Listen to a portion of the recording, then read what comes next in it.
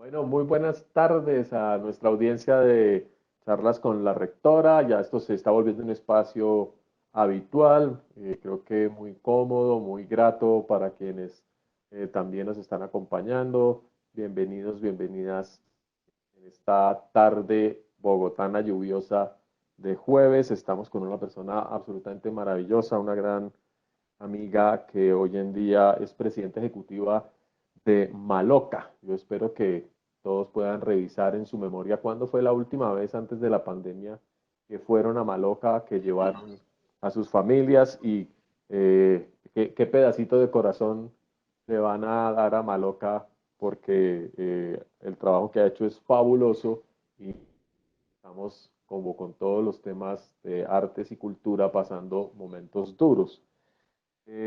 Pero antes de entrar en la conversación, quiero presentar a Adriana. Adriana, aparte de ser actualmente la presidenta de Maloca, como les decía, desde abril del 2017, cuenta con una gran experiencia como directora, asesora y administradora pública. Es experta en gerencia de proyectos y cooperación y así como en la consolidación de alianzas público-privadas. Maloca es una de las más interesantes, proviene del sector público, fue directora de apropiación de tecnologías de la información y comunicaciones del Ministerio de las TIC, fue asesora del Plan Fronteras para la Prosperidad de mis Relaciones Exteriores de la Cancillería, trabajó como gerente de modernización del planetario.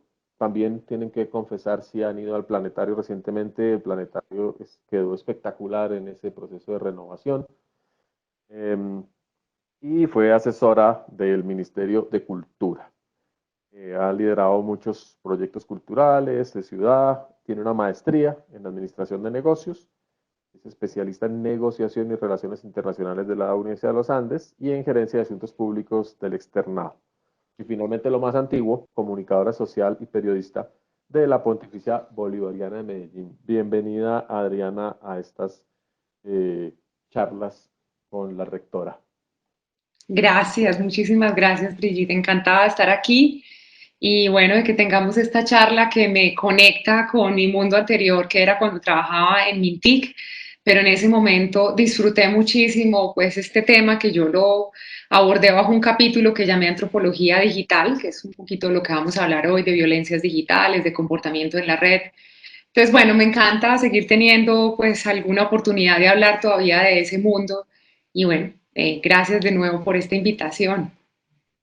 Pues qué maravilla que nos acompañes y justo en estos momentos de la pandemia, porque hemos abordado con varios de nuestros invitados que nos han ayudado a discutir acerca de los temas de salud mental, de la salud física, de la interacción social a través de las redes, muchos aspectos, digamos, que no hemos tenido en cuenta o no eran tan marcados en el contexto de la libertad, no del aislamiento que tenemos que en este momento mantener. Y justamente en ese proceso de discusión sobre los efectos del aislamiento fueron surgiendo siempre las preguntas por el maltrato a través de las redes. ¿Qué significa este tema digamos, de la agresividad en las redes sociales? ¿Qué tipos de maltrato existen? Y por supuesto, ninguno de nuestros invitados en ese momento era experto en el tema y por eso te invitamos a ti. Quisiera que nos dieras como un panorama general primero de qué es eso, de qué significa hoy el tema de maltrato en las redes sociales, cómo ha evolucionado o involucionado. A veces piensa uno que no estamos aprendiendo, sino estamos empeorando, pero bueno, seamos optimistas. Sí, un panorama general para luego entrar en detalle sobre ciertas cosas. Bueno, pues mira, yo haría ese panorama general, pues cuando hablamos de ciberacoso, pues que es como lo que reúne todo este capítulo del que vamos a hablar hoy. A mí me gusta arrancar siempre por una distinción, porque cuando uno aborda este tema hay mucha gente que sale y dice, no, pero es que el matoneo ha existido toda la vida, es lo mismo, pero pues ahora simplemente sucede en redes sociales. Y a mí me gusta empezar entonces por dar como esos matices de la diferencia entre el matoneo tradicional que nos tocó a nosotros y el que está existiendo hoy en la red. Entonces lo primero, pues para que cuando hablamos de ciberacoso tiene que haber como algunas características que lo componen. La primera es que tiene que ser reiterativo, repetitivo, es decir, no basta, pues hombre, tú hoy me puedes decir algo feo en la red, eso no es ciberacoso, tiene que ser que tú tengas una conducta hostil y reiterada contra mí varias veces, que opines, digamos, o digas cosas contra mí, pues que sea reiterativo, que sea hostil, que tenga dolo, es decir, tiene que haber una intención de hacer daño, porque esa es, digamos, otra característica decirte algo, no tuve la intención de dañarte, pero pues te causé, digamos, algún daño. Entonces, la otra característica es que tiene que ver con la audiencia, y yo sé que en eso nos vamos a detener mucho, pero piensa porque esto es importante en las redes, es decir, yo puede que te diga a ti algo, pero si la audiencia no reacciona, no lo comparte, no lo difunde, pues hombre, se queda entre un insulto o bueno, un cruce, digamos, de frases entre nosotras, pero pues no tiene un impacto, digamos, de las dimensiones que tiene cuando la audiencia lo comparte, lo replica y se vuelve algo viral. Entonces, el tema de que la audiencia es uno de los protagonistas más importantes del ciberacoso, si no el más. El otro es el anonimato, pues muchas veces es anónimo, a veces pues hay un acoso que es directo y yo pues me confieso con bajo mi identidad de insulto o de acoso, pero pues una de las cosas más difíciles del ciberacoso es que normalmente se hace bajo otros perfiles, entonces el anonimato suele ser pues otra de las características y para mí la más dolorosa de todas es que es indeleble. Y tal vez en esto pues valdría la pena que nos detuviéramos al final porque para mí este es uno de los capítulos pues más complejos del tema de las redes sociales y es que todo lo que pasa ahí aunque tú y yo lo borremos, si mucha gente lo compartió, lo replicó, le tomó un pantallazo, pues va a quedar ahí para toda la vida. Pues esto está bajo otro, digamos, capítulo que es muy interesante en las redes, que se llama el derecho al olvido. En Colombia no hay avances sobre el tema del derecho al olvido. Entonces realmente tenemos muy pocas herramientas para lograr que nos borren un contenido que fue publicado y replicado en la red. Entonces es repetitivo, tiene dolo, se necesita una audiencia, es anónimo y es indeleble. Otra de las diferencias que me parece como interesante ahora que estaba repasando este tema es que en el matoneo clásico normalmente había pues como una diferencia de poder entre el agresor y la víctima. Normalmente el agresor era alguien que tenía un estatus social más elevado o, por ejemplo, fuerza física, digamos, para hacer matoneo físico. Mira que en las redes eso ya no es necesario, pues justamente por, pues bajo el anonimato, yo no tengo que tener un estatus social determinado dentro de mi grupo, pues para burlarme de alguien, ni tampoco tengo que tener fuerza física, pues para nada, me puedo ocultar bajo otra entidad o al contrario, puedo ser, pues, tener muy pocos amigos o poco relacionamiento y usar el matoneo como estrategia para ganar un estatus social.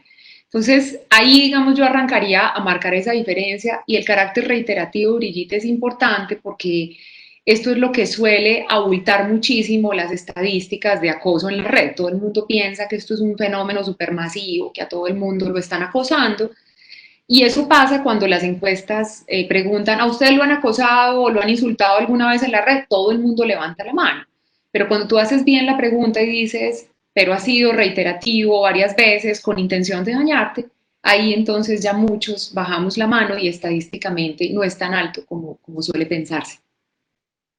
Ah, bueno, bueno, pero eso pueden ser buenas señales de que o nos hemos vuelto más sensibles o todos queremos llamar la atención, aunque que yo no sea paranoica no significa que no me estén persiguiendo. Sí. Aprovecho para darle la bienvenida a las personas que se nos unen desde Facebook, que también hacen parte de nuestra audiencia, y les invito a participar en el chat, que ya lo veo muy activo. Dos de nuestras usuarias más fieles, Sandra Ochoa y Sandra Acuña, ya están comentando. Muchas gracias.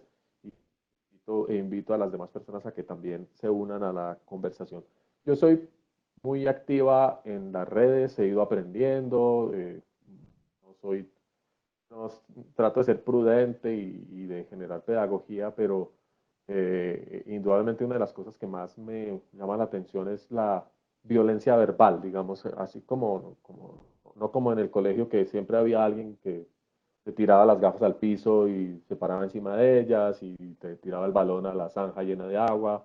Es decir, que sí existía el matoneo físico reiterativo, lamento tener que recordarlo. Hay un libro nuevo de Alonso eh, Paute donde él rememora el matoneo en los colegios, una de las plagas más graves que existe en la historia, y espero que ya no sea tan grave, pero y cómo en las redes la violencia sí está muy presente, no necesariamente el matoneo.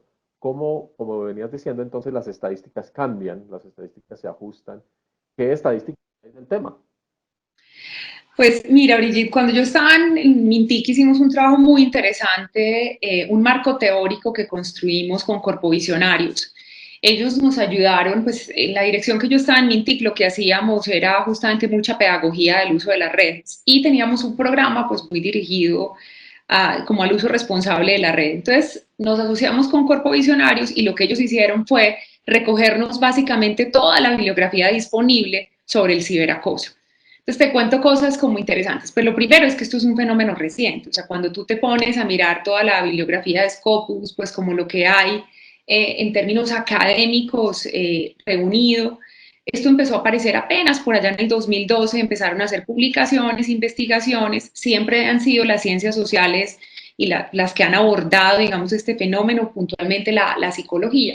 Entonces empiezas a encontrar bibliografía a partir de 2012. Lo que hicimos con Corpovisionarios fue, ellos recogieron 300, digamos, fuentes bibliográficas, luego la acotaron a 171 y finalmente quedó un cuerpo, pues, como de repaso, más o menos unos 50 artículos que eran relevantes y de ahí sacamos, pues, estas cosas que te voy a ir contando a lo largo de esta entrevista. Entonces, para irnos puntualmente a ese dato estadístico, entonces, ha habido muchas encuestas, incluso pues en Colombia las ha hecho el Centro Nacional de Consultoría, Texco, pues por ejemplo la clásica, le preguntan a la gente, ¿usted conoce a alguien que haya sido pues acosado en la red?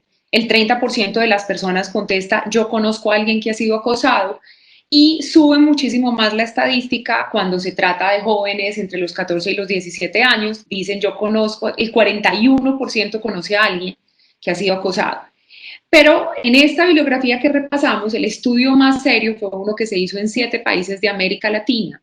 Se entrevistó a más de 20.000 personas y cuando hicieron la pregunta bien, es decir, no es que conozcas a alguien que ha sido acosado, sino ha sido acosado de manera reiterativa, con dolo, pues, con esta intención de dañar, la estadística bajaba solamente al 12% de incidencia. O sea, pues esas son los datos que yo tenía pues hasta entonces, no sé cómo se han ido acotando, estuve tratando de mirar hoy más, el Centro Nacional de Consultoría siguió haciendo la encuesta de apropiación que hacíamos con ellos en su momento, pero pues la encuesta pues no la vi libre, entonces no pude como actualizarte las cifras, pero en ese momento nos sorprendió mucho, mientras lo que siempre se referencia es como un 30, un 40% de niveles de acoso, cuando las encuestas están bien hechas con estas características que precisan el acoso, pues baja a un porcentaje del 12, del 13%.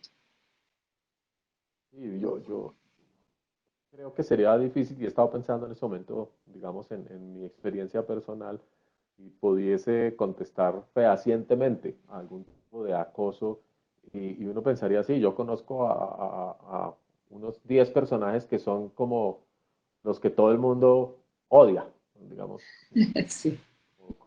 que son los que van a siempre estar presentes en las conversaciones, así uno esté hablando del Arequipe. Sí.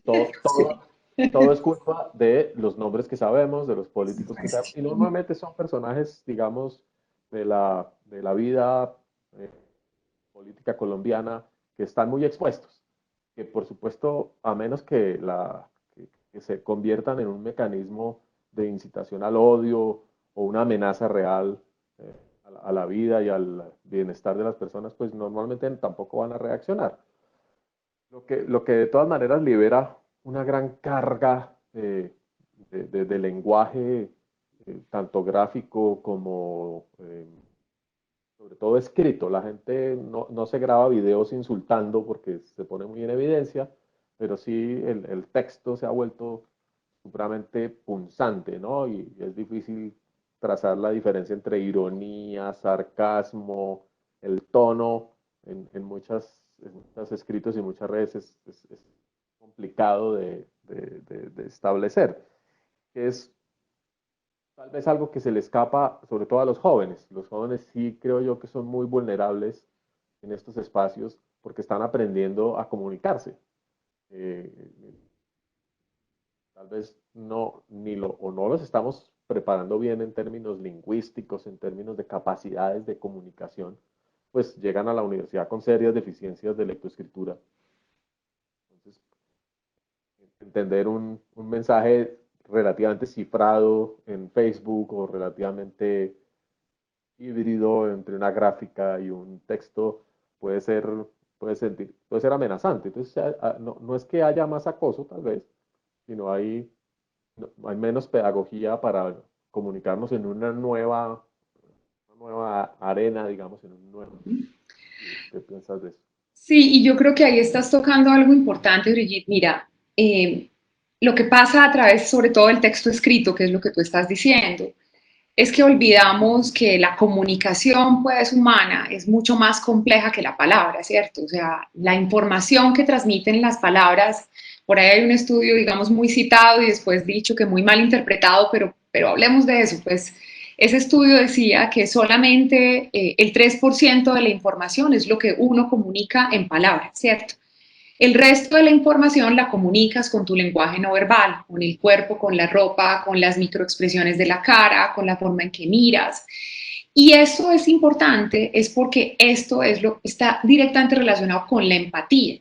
Para ponerte un ejemplo sencillo, si yo te tengo aquí cara a cara y te hago un chiste, una broma, no sé, pesada, cuando yo vea cómo se te descompone la cara o si te pones roja, eso a mí me va a mandar señales de, hey, pues le hice daño o pues se molestó, entonces yo paro. Pero cuando nos vamos, por ejemplo, a los mensajes de texto, en donde yo estoy perdiendo todo ese resto de comunicación no verbal tuya, pues no me mido. Por eso suelen ser todos los textos escritos de este nivel de agresividad que uno dice, hombre, pero cuando la gente va por la calle a uno no le están gritando fea, greñuda, bruta, o sea, todo lo que se grita pues por la red y mucho más, pero la gente sí es capaz de decirlo cuando está en las redes sociales. Entonces, ahí hay una cosa interesante y es eso, o sea, somos menos empáticos porque pues perdemos una gran parte, un porcentaje del lenguaje y de la comunicación se pierde cuando solamente usamos la palabra para expresarnos. Y esa pérdida de empatía pues hace que crucemos unos límites y que nos volvamos mucho más violentos que lo que seríamos cuando nos estamos viendo a la cara. Bueno, pero esa es una reflexión sobre la cual podemos operar de una manera muy concreta, ¿no? Yo he tenido muchísimos encontronazos a través de las redes con muchas personas donde hay debates de opinión, sobre todo, en donde uno hace una compilación de mensajes, se da cuenta de que pensaría que la persona está a punto de saltar al pescuezo, eh, a eliminar a su contrincante, y luego se encuentra a la persona en un restaurante, se la encuentra en un evento. Hola, ¿cómo te va? Como si, dice, pero si usted me mandó matar ayer. Yo no, ¿cómo así, no?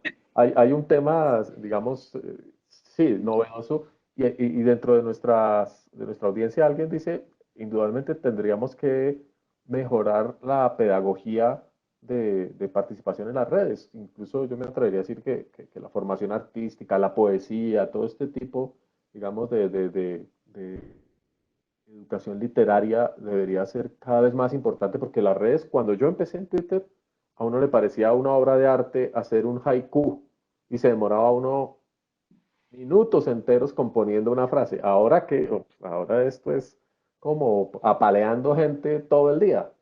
Y probablemente la perspectiva artística del lenguaje podría ser mucho más interesante. Claro, las redes son jóvenes, ¿no? Yo me imagino que estamos evolucionando. En el tema de la pérdida de empatía, bueno, hay muchas cosas, ¿no? Pero también hay digamos, muchas nuevas posibilidades de comunicación que están emergiendo a través de las redes. Y si no fuera por las redes en esta pandemia, probablemente muchos nos habríamos enloquecido. Las redes nos ofrecen la posibilidad de ser varias personas a la vez. Yo soy, como hacen, como ahora se ha hecho mucho estas imágenes de cómo eres tú en Facebook, cómo eres tú en Instagram, cómo eres tú en LinkedIn, cómo eres tú en Twitter, ¿no? Y tus múltiples personalidades afloran y se reflejan un poco. pero eso también desde el punto de vista de la psicología, del comportamiento, podría ser un elemento absolutamente creativo. Sí, yo creo que sin duda es una plataforma para pues presentar ahí como todas las facetas que uno quiere o quisiera tener. Yo soy muy tímida en las redes, pues o sea, en eso me llevas demasiada ventaja. Suelo ser demasiado cauta o precavida o tímida, no sé, tal vez me inhibo demasiado, pues me da como un poco de temor esa posibilidad de respuesta como agresiva de la gente y como todo supongo pues he tenido mi par de sustos por ahí en las redes, entonces yo creo que eso me ha hecho ser muy cauta, pero al final de eso no se trata, pues o sea, cualquier política que sea restrictiva o limitante pues es torpe, ¿cierto? Porque al final se trata es de enseñar a navegar o pues o de aprender todos a navegar y no de restringir el uso.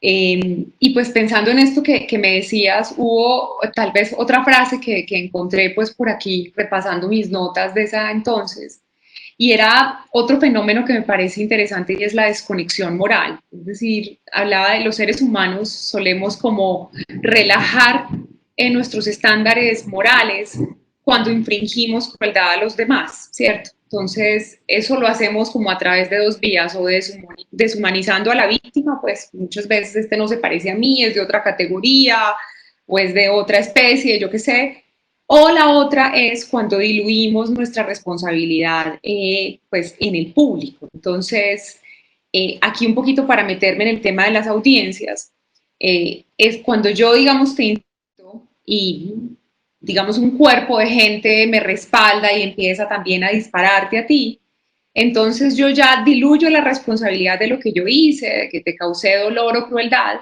simplemente porque mucha gente lo hizo a la vez. Asimismo, cuando yo me sumo a un comentario cruel hacia otra persona, porque como yo no fui la que lo posteé, pues o lo que lo puse, yo simplemente me sumé, creemos que eso no me hace mío, no me convierte a mí en un agresor.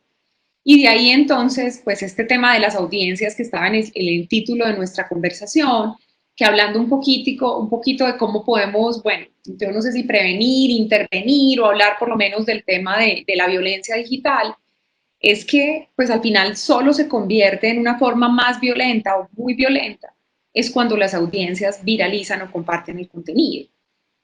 Pues, y digamos que las intervenciones asertivas de prevención de ciberacoso, pues hay algunos experimentos pues, que han conducido bien en otros países, han tenido que ver justamente con no trabajar solamente sobre el agresor y la víctima, que es el enfoque pedagógico clásico, pues se busca Claro. un victimario, pues se le pone una sanción o lo que sea, se busca a la víctima, pues se la ropa o lo que sea, o en fin, pero nunca se conversa o se interviene o se hace pedagogía sobre las audiencias y al final, insisto, si la agresión queda entre nosotras dos, pues realmente digamos que no hay tanto problema. Pero cuando 100, 200, 1000, 1 millón la comparten, ahí es donde realmente la agresión se vuelve muy poderosa y el daño para la víctima es pues tremendo, es nefasto. Entonces, digamos que sembrar esa conciencia de que lo que yo comparto, viralizo, multiplico, me convierte a mí en un victimario tanto como la primera persona que posteó. Yo creo que por ahí hay una línea muy interesante de reflexión, que por ejemplo este cuerpo, digamos, conceptual que recogió Cuerpo Visionarios, lo abordaba, una de las principales conclusiones de ese documento era esa, que el enfoque pedagógico tiene que estar muy orientado es a la conciencia que hagamos sobre el poder que tienen las audiencias para parar o multiplicar cualquier agresión digital. Esa es como otra línea que me parece interesante pues de abordar. Recuerdo precisamente el trabajo que dio origen a Corpovisionarios, ¿no? Toda la cultura ciudadana, el tema de los mimos en las calles. ¿Podríamos hacer algo así en las redes? Pues yo te digo cómo se me ocurre a mí, porque así tratamos de hacerlo alguna vez como en Mintic. Lo que se ha visto puede cambiar una conversación. Por ejemplo, yo te insulto, entonces listo, pum, arrancan todos a insultarte conmigo porque yo tengo el estatus social o lo que sea, pues soy la Linchamiento chacha. digital. Exacto, entonces todo el mundo me sigue y nos burlamos de ti. Hasta que de pronto alguien levanta la mano. Puede ser otro líder, pues, o alguien que te, pues, o no, o simplemente alguien que diga, hey, pues esto está mal o esto es demasiado agresivo con Brigitte, a mí no me parece que deberíamos seguir burlando o pues contagiando esta o multiplicando esta burla, esto es agresivo, o sea, alguien para en la red y eso muchas veces vuelca el comportamiento de toda la audiencia, es decir, cuando alguien tiene ese valor para detenerlo, entonces los demás, por ejemplo, ya empiezan a adherirse, bueno, al de la rectitud moral, pues por llamarlo así, o quien sugiere que por ahí no es la cosa. Entonces, no es el mismo caso de un mimo, pero al final sí, es alguien que con el ejemplo, digamos, o con la argumentación contraria, puede lograr que una burla se convierta ya es en una quizá o sanción para el victimario o por lo menos pues, una amonestación pues de norma social en por ahí no y puede cambiar entonces pues la burla generalizada. Yo creo que es por ahí también, entonces sugerían mucho el trabajo con los líderes de los grupos y hablar de este tema de la conciencia de audiencias, porque cualquiera de nosotros que haga parte de una de esas conversaciones agresivas, tener pues el valor, digamos, de insinuar si esto por aquí no debería ir, esto es agresivo, puede cambiar por completo el comportamiento en una red social o la burla hacia una de las personas. Y aunque se dice que las redes se benefician y producen polarización, es un, a la gente le gusta la pelea, le gusta liberar adrenalina a través de las redes, porque finalmente no, eso no pasa nada. Y cualquiera que intente moderar, dar una perspectiva complementaria o decir, oigan, miren, tranquilos, hablemos más de esto. Ah, peor, el que está en la Normalmente mitad, ese sí es doblemente aporreado porque es el que queda en la mitad del sándwich. ¿Bloquear o no bloquear?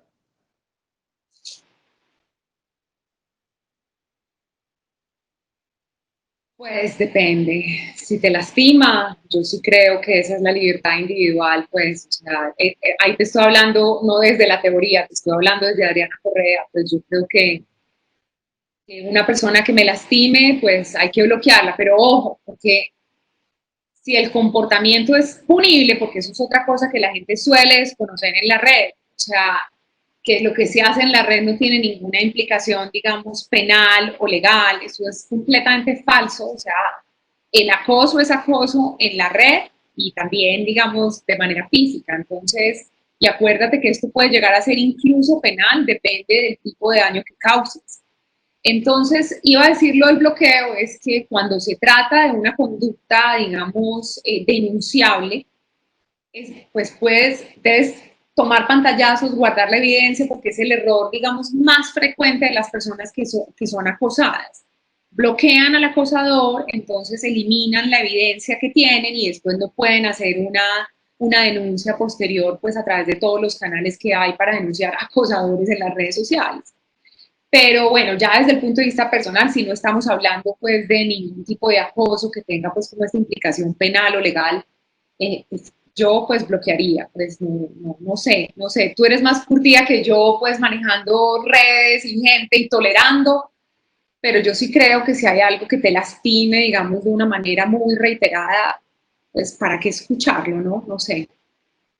Sí, coincido que hay un tema personal. Yo dudo mucho en aplicar la restricción, digamos, al acceso.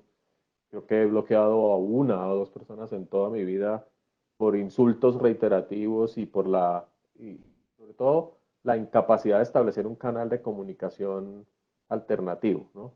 A mí me dicen, pierdes mucho tiempo en las redes tratando de conversar con todo el mundo, y eso es imposible. Hay N mil personas que están es simplemente cazando un like, cazando un hilo en el cual se puedan colar para llamar la atención acerca de algo, e incluso eso explica los bots. Digamos que haya decenas de inteligencias artificiales más o menos de mala calidad dedicadas a trolear, como se dice, a un personaje o a simplemente hacer listados de personas con ciertas preferencias porque reaccionan a la propuesta, digamos, agresiva que el bot propone, como mecanismo de mercadeo, como mecanismo de vigilancia. Y aquí precisamente una persona nos recuerda que el tema del el control de la información y la comunicación es un elemento fundamental del poder. yo logro a través de las redes acopiar con un clic datos acerca de miles de personas que están en desacuerdo con la, el militar que tiró al perrito del carro hace unos días. Dicen, pero por Dios, ¿cómo se le ocurre hacer eso sin ningún contexto, sin nada por el estilo? Ahí hay muchas posibilidades de entonces orientar mercadeos hacia personas que claramente tienen, digamos, una perspectiva ética o una perspectiva de la vida particular. Alguien decía que una de las principales lecciones de las redes era aprender a no pelear, porque en la medida en que uno peleaba, perdía. Siempre pierde porque alguien, te, te, ¿cómo se diría? Te perfila, ¿no? El tema. Pero ahí me haces pensar en algo que es interesante, pues frente al disenso. Obviamente, pues tal vez lo que yo digo de bloquear es todo lo que sea ofensivo y respetuoso. Pero lo que es muy, digamos, peligroso y que está pasando, digamos, con las redes es que normalmente se silencia al disenso, al que piensa diferente a mí. Y entonces empezamos a interactuar con unas cajas de resonancia y con personas que piensan igual a nosotros, uno solamente sigue a los columnistas que le gustan, su combo de amigos pues suele pensar muy parecido a uno, y todo aquello que sea diferente, que piense diferente, que discuta diferente, uno lo silencia, lo aparta, no lo sigue. Y ahí entonces, pues yo también digo, pues es el peligro, digamos, de caer en estas posturas que creemos que son universales cuando estamos oyendo es como los ecos de nosotros mismos, de estas cajas de resonancia. Entonces, ahí sí siento que ese es otro de los peligros de bloquear o silenciar todas las voces que no se parezcan a la nuestra, pues porque podemos quedar completamente aislados. Yo siempre me acuerdo en el caso del plebiscito del sí y el no, yo creo que esa fue mi mejor caja de resonancia. Efectivamente, todo mi combo estaba, bueno, a favor, pues sin duda, o lo que fuera, y yo pensé que todo el país pensaba igual, pues, o sea, yo no me esperé nunca el resultado que después vimos en las votaciones. Y tal vez fue, no, nunca quise ni seguir ni escuchar a los contradictores, a los que estaban en el no, porque pues yo sentía que era muy universal mi pensamiento, mi postura. Entonces creo que ahí también hay como un cuidado que hay que tener en pues, tener, digamos, la sabiduría suficiente pues, y la serenidad para seguir escuchando esas voces que son diferentes a la nuestra. Pues.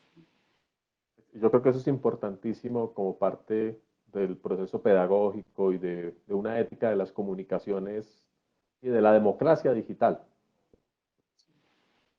Digamos, la necesidad de exponer a las personas a perspectivas muy distintas del mundo para evitar que se configuren esas identidades cerradas, esos, como en esos guetos o silos de personas que estamos, la comunidad LGBTI, nos contamos todo entre nosotras, entre nosotros, entre nosotres, y estamos siempre a la defensiva dentro de unos muros virtuales que no necesariamente deberían existir. Entonces, eso es un elemento que creo que está pasando mucho, porque y cada vez que das me gusta, no me gusta, yo no me meto con esta gente, y finalmente acaba yo con yo, ¿no? Claro, claro. Me, bueno, Alejandra dice que Internet y las redes de telefonía no son simples herramientas, sino formas de organización, expresiones culturales y plataformas específicas de autonomía política. Es decir, a las redes sociales y a la interacción digital ya les da una capacidad gigantesca otra clase de diálogos y de procesos sociológicos. No sé si quieras comentar al respecto. No, es que no alcanzo a leer el comentario y por la lluvia te estoy oyendo mal. Espérate, lo leo acá. Me dicen que me estoy oyendo bajita de volumen. ¿Tú oyes bien? Sí, es que me empezó a llover muy duro, entonces te perdí. Ah, estas. Ya, yo sí creo que el Internet y las redes de telefonía móvil no son simples herramientas, sino formas de organización, expresiones culturales y plataformas específicas de autonomía política. Sí, pues, pueden ser, pero pues no necesariamente políticas. O bueno, pues si todos los actos humanos son políticos, sí, pero yo creo que, digamos, tienen como muchos usos, ¿cierto? Las redes hay unos que los usan para activismo, otros que efectivamente usan las redes por temas identitarios, en donde quieren estar siempre, digamos, hablando, expresando su identidad. Eh, pues pensaría que los usos son tan variados, pues que yo no me atrevería, digamos, a decir que todos usamos las redes con un mismo fin o pues para una misma forma de expresión. Pues, creo que las necesidades de expresión que tenemos en la red varían de acuerdo pues a los individuos. Lo que tú decías también hace un rato, Brigitte, pues hay mucha gente que las usa para expresar una cantidad de facetas o de personalidades que, digamos, antes no teníamos otras maneras o otras plataformas para expresar como esa variedad, pues, eh, que acogemos dentro de nosotros mismos. Alexandra aclara que se refería al tema de las movilizaciones, de Ah, ok. cómo convocan también muy rápidamente a movimientos enteros que pasan del linchamiento digital al linchamiento en la calle, que ha sucedido en algunas ocasiones, ¿no? Porque pero pasemos a otro tema, a un tema que está asociado con el micrófono abierto. Cuando se nos queda la cámara o el micrófono, creemos que estamos fantasmeando y cometemos algún error, una indiscreción, nos quedamos dormidas en una reunión y todo el mundo ve, pues, como en el Congreso de la República, nuestros honorables a veces echándose una siestica, eh, pero puede ser muy sensible porque pues hay un tema de intimidad, hay un tema delicado que además, como dices, que es imborrable, es imborrable. Todo lo que sucede ahora a través de los medios digitales queda para siempre. El derecho al olvido es relativo. Uno puede resignificar algunas cosas y con el tiempo esperar que haya cambios en la perspectiva con que sucedieron, pero es difícil. ¿Qué hacer cómo manejar esos temas desde el punto de vista del cuidado? Sí. Mira que, pues, pensando para este programa, me produjo mucha reflexión eso, porque con la pandemia, pues esto es como un fenómeno ya muy recurrente, pues que son los accidentes, ¿cierto? Los accidentes de micrófonos o cámaras abiertas. Pues tal vez no había habido tantos accidentes como los está viendo ahora, pues porque todos estamos pues trabajando desde nuestros lugares íntimos o recibiendo clases desde nuestras casas, en donde se combina, digamos que esta esfera personal con la esfera o laboral o pues económica o productiva o educativa. Entonces, pues están disparados, pues hay demasiadas, digamos, ya anécdotas o historias, pues unas menos graciosas que otras, justamente por la virulencia que nace después de que son compartidas, son viralizadas, estas personas que se empiezan a ser acusadas de una manera pues, muy brutal en las redes por un accidente, ¿cierto? Pues siempre surgen como dos discusiones. Hay una que tiene como este ámbito, digamos, moral de por qué estabas haciendo eso en un espacio en el que no correspondía. O sea, la gente digamos, se viste de moralidad para decir si estabas, no sé, trabajando, no podías estar haciendo esto de tu vida personal. Eh, pero luego, pues, es la ridiculización, pues, de ver algo de la esfera íntima de las personas, un insulto, una braviada, quedarse dormido, o pues, o compartir algo que nunca habrías compartido si no fuera por un accidente. Y entonces es curioso porque aquí ya no estamos hablando de algo que tú hayas subido a la red, pues, que de pronto luego te causó problemas, no estamos hablando de algo que dijiste y tuviste una reacción de la gente por lo que dijiste, sino que son pues accidentes y ahí yo tal vez lo que te diría es que pues lo más brutal de esto es la falta de empatía, pues yo diría, pues, o sea, hay como demasiada rapidez para el linchamiento, ¿no? Pues, o para la burla colectiva. Digamos que media muy poquito el proceso de reflexión antes de compartir o juzgar o enjuiciar pues a quien sea que se le haya, digamos, quedado la cámara encendida. Y pues también porque hay como mucho morbo frente a la vida íntima de las personas, pues al final lo que estamos viendo es capítulos de las vidas íntimas de los seres humanos, pues dormir, comer, regañar, tener sexo, higiene, o sea, pues, y pues no sabría decir, pues, y tal vez es que es muy nuevo, o sea, ¿qué hacemos frente a los accidentes de la red? Pues yo, digamos, no apelaría a otra cosa pues, que eso, que la empatía, pues, y tal vez un análisis que yo no tengo, porque no tengo, pues, digamos, ese cuerpo de conocimiento más antropológico de entender por qué nos produce tanto morbo, tanta risa o tanta virulencia, pues la vida íntima o los capítulos íntimos pues, de la sociedad. No sé, pues. Y yo recuerdo un programa de televisión que, voy a decir abiertamente, que yo detestaba, que se llamaba También Caerás, que estaba basado siempre en inducir a las personas al ridículo. Exacto. Pero era fabuloso, la gente le encantaba y tuvo audiencia muchos años.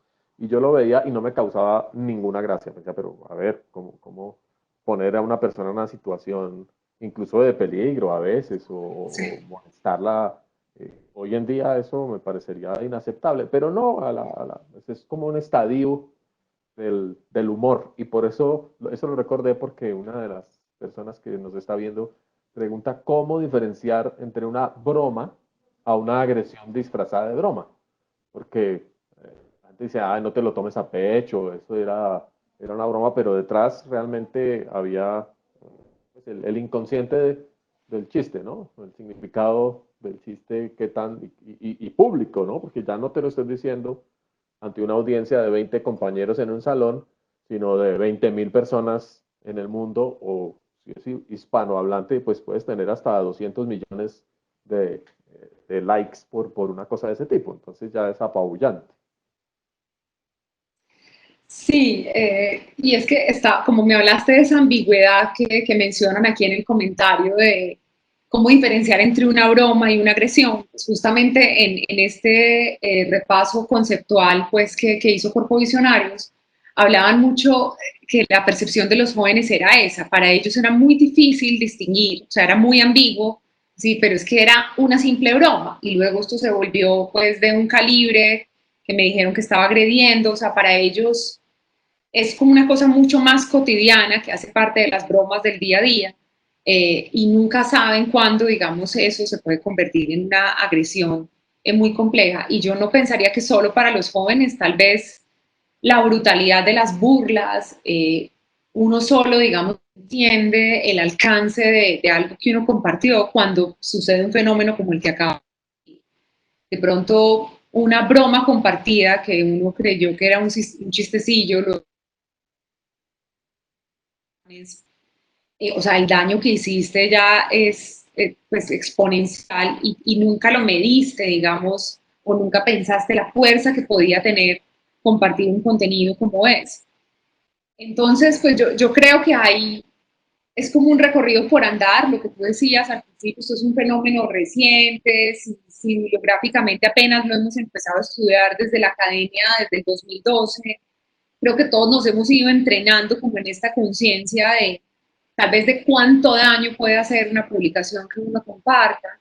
Y seguramente, pues ojalá no fuera así, pero tal vez el acompañamiento de pronto más legal irá dándole también muchas más normas sociales o pautas de comportamiento pues a la gente, porque hoy esto es un escenario completamente libre, de plena impunidad si se quiere, pues hay algunos casos, digamos, que se pueden enjuiciar o demás, pero entonces aquí estamos todavía apelando a la autorregulación 100% y pues es muy complejo pensar que esa fórmula única va a funcionar, pero pues en principio, pues nada, pedagogía y como siempre, pues no sé, contar, tomar aire antes de compartir un contenido porque pues, el daño es brutal, o sea, una reproducción de algo mío que lo vean millones de personas para toda la vida,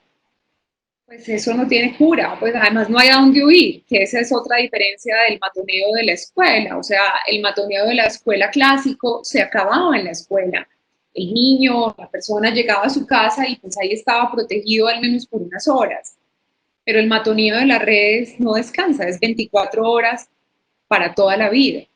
Y tal vez ese tipo de empatía es la que hay que movilizar y de nuevo vuelvo, es mucho más culpable a veces quien comparte el contenido que quien hace la primera agresión. O sea, a lo mejor si yo te agredo a ti no estoy siendo reiterativa ni repetitiva, pero es la audiencia la que empezó a compartir ese contenido. Y eso es lo que lo hace brutal después en términos de impacto. Un poco como la revictimización. Así es.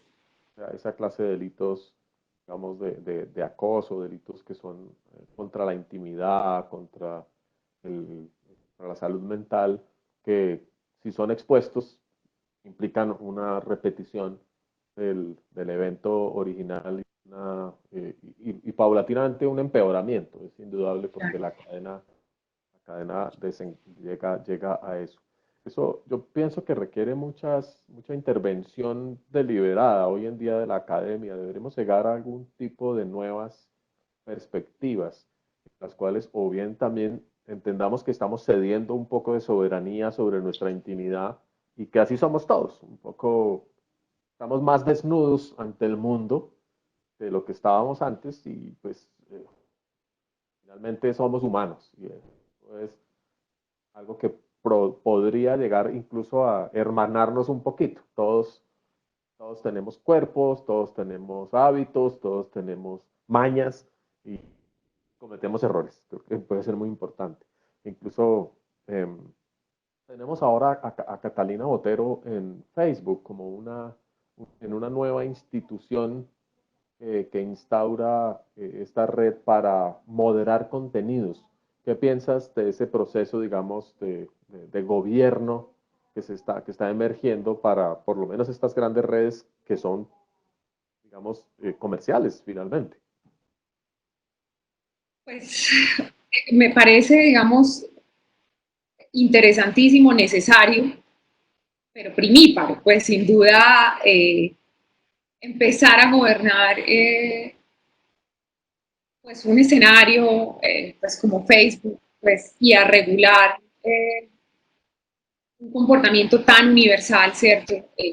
Pues sin duda va a ser de unos dilemas éticos, morales tremendos, pues Catalina tiene obviamente la altura y la jerarquía, digamos, pues intelectual y pensaría que moral para tratarlos de resolver, pero pues es un camino por andar, ¿cierto? Porque no hay fórmulas, pues aquello que apliques, no sé, pues aquello que decidas vetar, seguramente en el 80% de los casos va a ser asertivo, pero de pronto en un 20% estás cometiendo una injusticia frente, no sé, a otro grupo poblacional, eh, que es un poco lo que uno empieza a ver con Twitter o algo así, han empezado a ejercer como este gobierno y digamos con estos algoritmos bloquean ciertos contenidos, palabras, pero cuando ya te vas a la casuística, se equivocan muchísimo. Entonces, pues va a tocar ir aprendiendo, ¿cierto? Obviamente con inteligencia artificial, ir alimentando pues como todo ese tipo de conductas y comportamientos para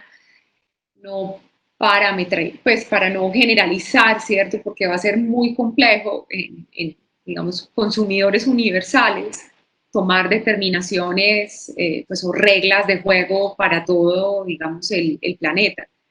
Bueno, pero necesario total, pues es que este es un camino por andar y lo que tú decías, pues alguien o muchos tienen que empezar a jugar a regularlo y vamos a ir como sociedad de pronto levantando la mano y diciendo hasta allá no o hasta allá sí o nos hace falta esto, vamos a tener que jugar esa tensión entre los que gobiernan y la ciudadanía, digamos, para ir poniendo límites o exigiendo límites. No sé.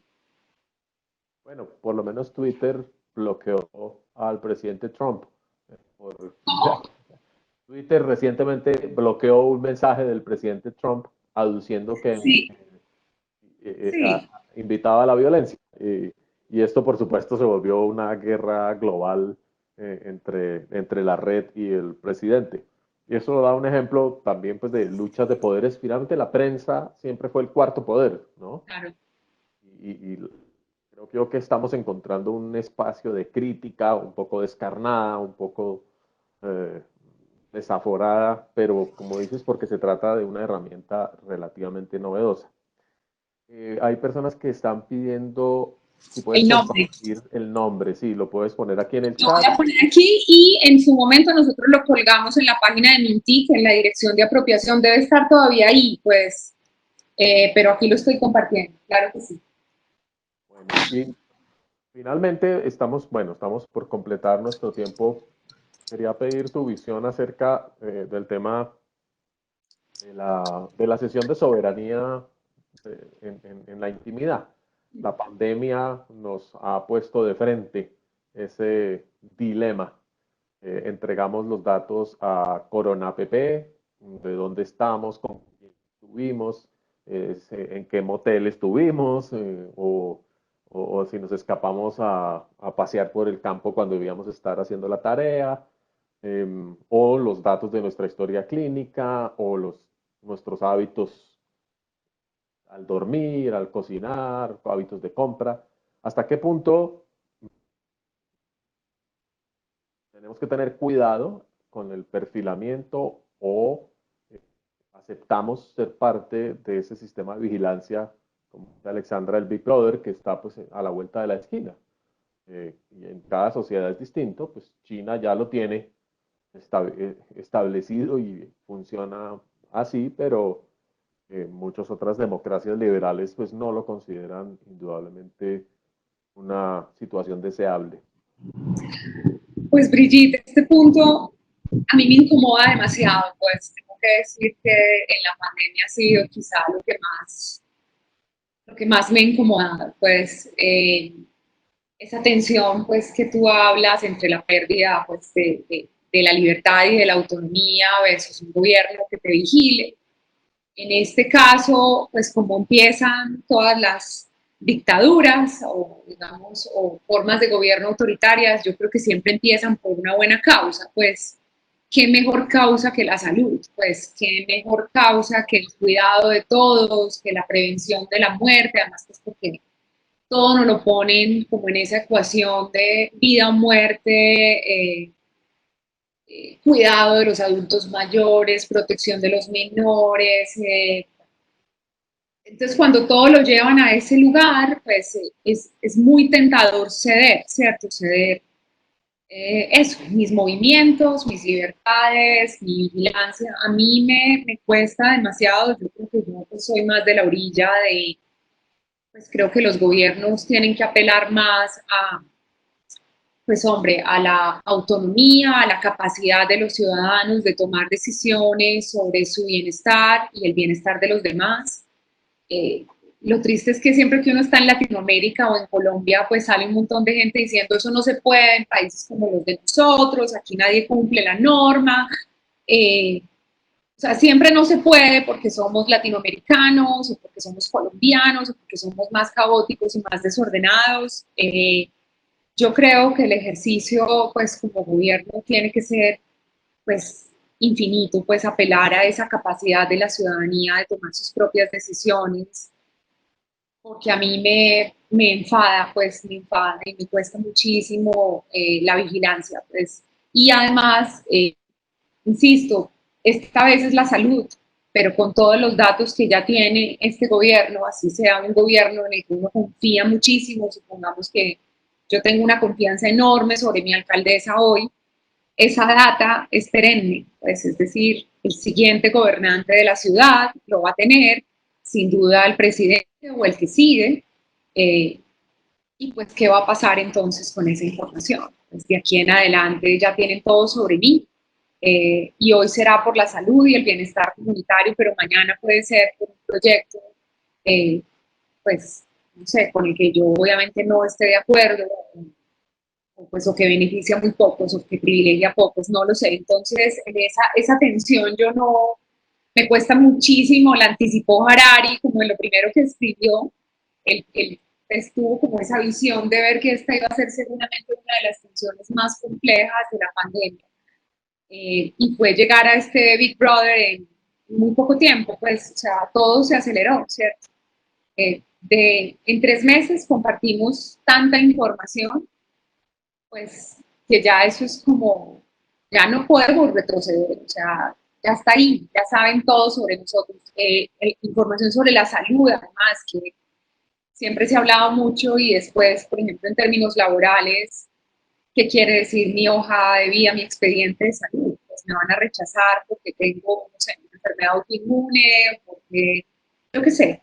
Pero pues eso tiene un montón de repercusiones para la vida eh, y la conducta que a mí me asustan muchísimo, me asustan mucho. Pues, Pues, yo creo que ahí surgen unas tareas muy importantes para la academia, unas tareas muy importantes para la sociedad civil, obviamente para las instituciones, la defensa de la democracia, en la defensa de los derechos humanos eh, y en la defensa pues, de las libertades fundamentales, porque tenemos una perspectiva cultural particular y las redes y el uso de las redes nos abren oportunidades infinitas. Sin las redes estaríamos probablemente en otro mundo muy complejo frente al tratamiento de la pandemia, pero al mismo tiempo, como lo uno trae consecuencias, pues la pandemia nos cambió también en ese sentido. La conectividad biológica se convirtió hoy en día en conectividad digital. Tenemos una nueva perspectiva ecológica. Eso, nos tiene que hacer pensar muchísimo. Adriana, pues te agradezco de verdad por tus palabras, por tu presencia aquí en esta conversación. Gracias a toda nuestra audiencia por su participación. Les invito a que divulguen la grabación que va a quedar en nuestra página web a partir de mañana o a más tardar el martes, ya que es festivo el lunes, a que nos hagan llegar sus comentarios y que también le agradezcan a Adriana conmigo y a todo el equipo técnico de la universidad por su trabajo. Adriana, si quieres cerrar, por favor. bueno, no, pues Brigitte, a ti muchas gracias por esta invitación a la universidad, pues a la audiencia que tenemos hoy por acompañarnos, por las preguntas. Bueno, me encantó estar aquí. Espero que a la próxima tú vengas a hablar conmigo. Iba a cerrar, bueno, después te hago la pregunta. Yo te quiero invitar a que hables a lo que ya no te invitan a que hables, porque como ahora estás en este rol académico, eh, no sé si extrañas conversaciones sobre biología, sobre ecología, sobre temas que te apasionaban mucho. En Maloca vamos a iniciar también como un ciclo de conversaciones, te vamos a copiar. Ya tenemos uno, pero voy a liderar yo uno, entonces también te voy pues, a cobrar esta venida con otra para que hables conmigo. Pero bueno, en general, gracias, me encantó estar aquí, me encanta esta reflexión, pues creo que hay un montón de cosas para pensar en este tiempo y bueno, gracias por la invitación y a todos feliz tarde. Encantada de acompañarte en Maloca, como siempre. Y la Bueno, dejan también en tu casa. Vale, muchas gracias, que estén muy bien. bueno, apaguen las cámaras, ¿no? Sí, sí, no se queden por ahí fantasmeando. Bueno, chao.